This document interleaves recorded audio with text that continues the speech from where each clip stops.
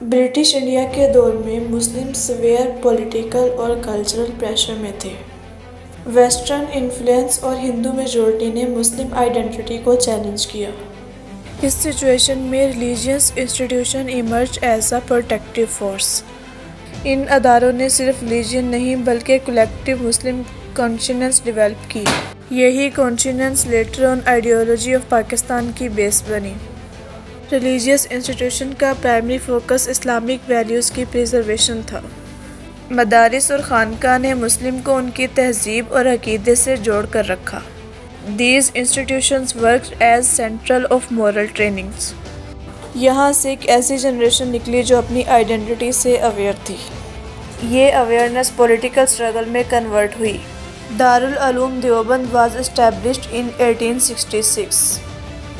اس movement کا مقصد Islamic education کو ریوائیو کرنا تھا۔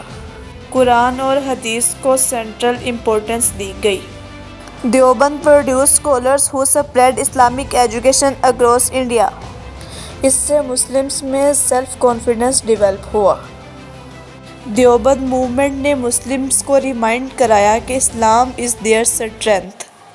اس نے مسلمانوں کو ایتھیکلی اور انٹلیکچولی آرگنائز کیا۔ تھو پولیٹیکل نہیں تھی لیکن اس کا امپیکٹ پولیٹیکل تھنکنگ پر ضرور پڑا۔ مسلمز نے اپنے سیپریٹ آئیڈینٹی کو سیریسلی لینا شروع کیا۔ یہ thought process later Pakistan movement سے لنک ہوئی۔ ندوۃ العلماء واز اسٹیبلشڈ ان 1894۔ ندوۃ العلماء کا ایم تھا ڈفرینٹ اسکول آف تھاٹ کو یونائٹ کرنا۔ اس انسٹیٹیوشن نے علماء کو ایک کامن پلیٹ فارم پر لانے کی کوشش کی۔ ٹریڈیشنل اور ماڈرن نالج کے بیچ ایک بیلنس کریٹ کیا۔ اس سے مسلمز میں انٹلیکچوئل فلیکسیبلٹی ڈیولپ ہوئی۔ ندوہ کا رول آئیڈیالوجیکل لیول پر بہت اسٹرانگ رہا۔ ندوہ نے یونائٹڈ ڈسپائٹ ڈفرینسز کا کنسیپٹ پروموٹ کیا۔ مسلمز کو ایک شیئرڈ ریلیجیس آئیڈینٹی کا احساس دلایا۔ یہ directly to nation mindset کو سپورٹ کرتا ہے۔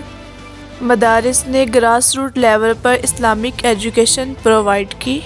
رورل اور اربن ایریاز دونوں میں مدارس نالج سینٹر بن گئے۔